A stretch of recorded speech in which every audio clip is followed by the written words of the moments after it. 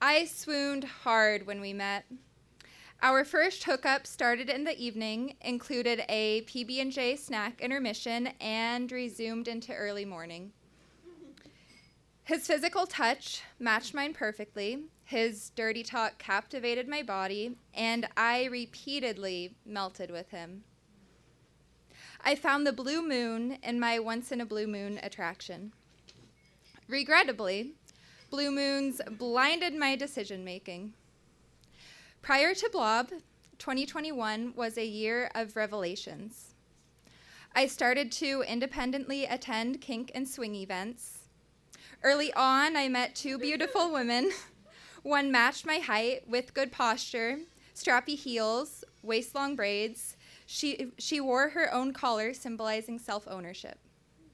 The other had a short brown bob and a bubbly personality, her petite body wrapped in lace. While they identified as pansexual, excitedly gasping with attraction at any sexual activity present, I could not relate. I didn't care to sexually engage or watch and gravitated most towards the water cooler. I had front lines to people's sexual orientations playing out, and I didn't belong. A few web searches later, I identified with gray asexuality, meaning every once in a blue moon, I feel sexual attraction to a person. Yes, there's an incredible irony behind finding out you're asexual at a sex party. When Blob entered my life, my sexual attraction skyrocketed, and I felt enamored, making me hopeful to develop a polyamorous, dominant-submissive dynamic with him. I wanted his voice to perpetually make my eardrums quiver. I wanted him to keep locking the narrow metal collar he'd place on me during in-person visits. I wanted his lust because that's the only way we felt connected to each other. 3 months into our budding relationship, he invited me to a swinger and BDSM party with his friends in LA. He had the caucasity to refer to as his tribe. I had absolutely no clue what to expect in attending a kink event with a person I craved, but my anticipation couldn't wait to find out. We planned for me to go weeks prior, and the day arrived. Blob drove up to LA without me, offhandedly told me to take the train, something he could easily afford, but I could not. Feeling like an afterthought didn't make me crave his touch any less, so I took it upon myself to problem solve. I resorted to Reddit and found myself carpooling mid-afternoon with men from Reddit, also strangers to each other, who were heading to LA for unrelated events. I messaged Blob, "I found a ride with Reddit strangers." No response. My anticipation blending with aggravation as I now felt less like an afterthought and more so just forgotten. Miraculously, I didn't get killed at the roadside. Instead, I got two dorks arguing about conspiracy theories like the moon landing and excessively fangirling over female comedians for 2 hours long. Although hopeful to at least hear something from Blob in response to my ETA updates throughout, nothing. I now felt less like I was forgotten and more like I outright didn't exist. When I finally exited the car and messaged "here," Blob didn't reply. I could have died and he wouldn't have even noticed the missing posters. I felt gutted. My anger bubbled, believing he couldn't care less about my existence. However, I didn't just sit here with 2 hours of conspiracy theory arguments to stand on a Hollywood Hills sidewalk and twiddle my thumbs, so I knocked. His friend answers the door to the 2-story house, inviting me in. as she says, "Blob is downstairs waking up from a nap." I nod, thinking, he couldn't even greet me at the door, my heart sinking deeper into numbing anger. While she leads me over to the couch to meet other people, I notice kink furniture adorning the main living room area, St. Andrew crosses, a massage table, spanking benches. As I remain polite and cordial, tunnel vision between lingering adrenaline from my ride and processing Blob's disdain, I realize the most covered up person in the room is an average statured man in boxers. The rest, including the woman holding the door open and embracing me in a hug I didn't ask for, are all completely naked.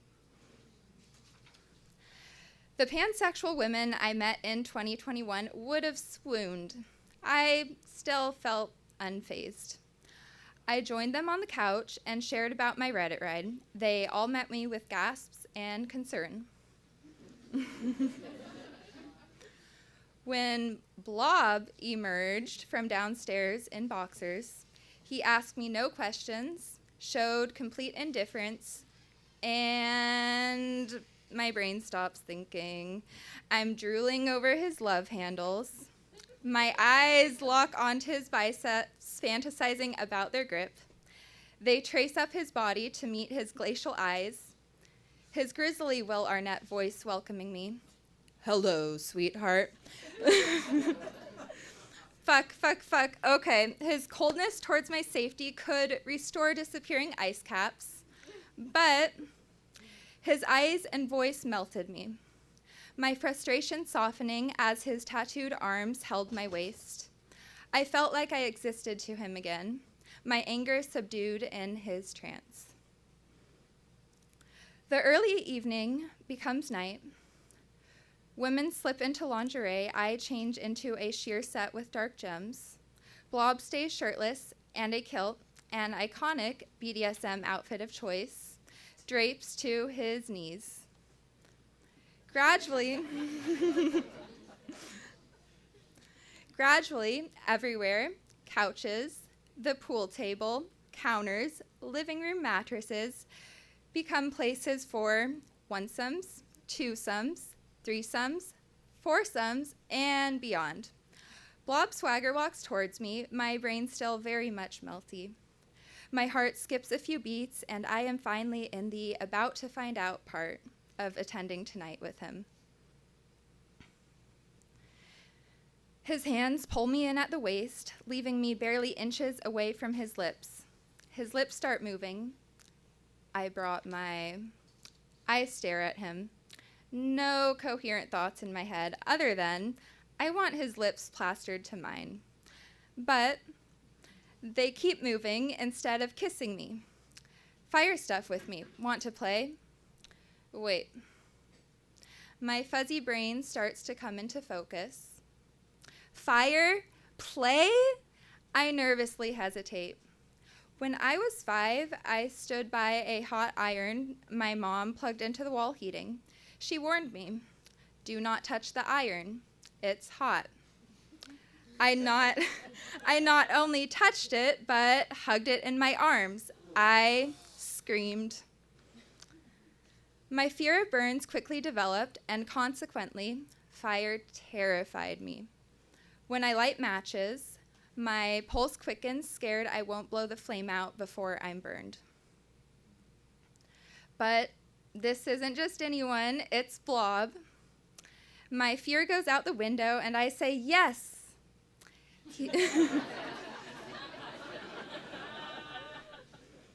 He buckles a black rubber mask onto my head, turning my vision dark before I could see the full crowd assemble around the spanking bench. He positions my body comfortably, and I settle in, my lingerie stripped off. He crouches down in front and asks, "Are you ready?" I nod, but on the inside, I was clueless about any of the hows. I felt the familiar searing anxiety when lighting matches, except this time, Blob is the one playing with flames on my body. I inhale and exhale, hoping to soothe my nerves without avail. His hand glides across me, and heat suddenly graces my back. Gradually and repeatedly, flames danced across my skin, his hands softly extinguishing them. The relaxing heat, a stark contrast to his coldness. When he leaned close, his voice low and steady in my ear, letting me know how good of a girl I was for putting on a show, goosebumps rolled through my body. Damn his Will Arnett voice. Later, now unmasked and back into my lingerie, Blob decides to take out his slithering, baby, reticulated pythons he brought along. People pass them around, and the snakes get handed off as the current holder becomes occupied with fucking. One by one, as more people found themselves occupied, Blob included, I found myself comfortably alone on the couch with his two snakes moving across my body. Unlike fire, snakes always felt soothing. I didn't mind until the evening grew later and I grew sleepier, significantly lowering inhibitions I entered with. Jones, one of the people who first greeted me and showed more warmth and curiosity than Blob, joined me on the couch. A few exchanges of laughter later, and we find ourselves on the mattress directly below, snakes included. He positions himself on top, our tongues excitedly intertwining and wrestling with one another as he slips into me, working up to a rhythm. We both try to remain present. I'm aligning my body movements with his, but with each movement, I can't help but worry that the snakes, unintendedly wrapped on my wrists like handcuffs, are going to get crushed. Watch out for the snakes! I yell in a whisper at him as his chest gets dangerously close to squashing one of their heads. He and I now share the joint burden of making sure the snakes live through our fucking. We can only laugh as they slither out of their handcuff position, making us repeatedly adjust our own positions to accommodate their presence. I'm not even sure if Blob took notice. After everyone pulled all-nighters, Blob and I had to leave by 6 a.m. so I could get to a morning gig in San Diego.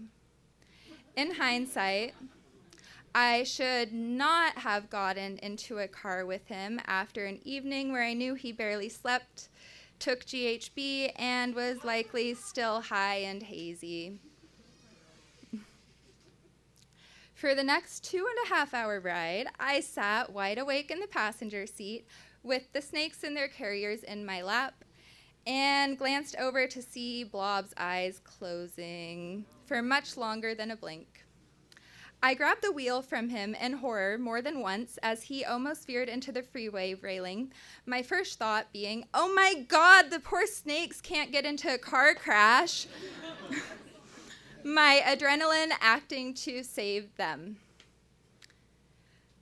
Blob and I ended in a dumpster fire 7 months after, my Blue Moon attraction holding on a lot longer than I would have liked.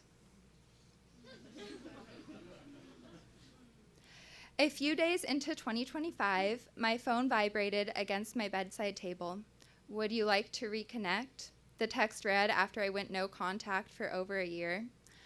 By now, he felt more like a fuzzy blob in the shape of a Disney villain than the kilt-wearing Will Arnett voice I once melted over. I thought I blocked him. Instead, I sat groggy-eyed, a little confused his message came through, and found an incredible irony in receiving the text shortly after submitting to this show. I now knew better than to entertain Blob, my past self a stranger grown beyond hugging hot irons, to learn how much getting burned sucks. Let's hear it for Jessica Zimmerman.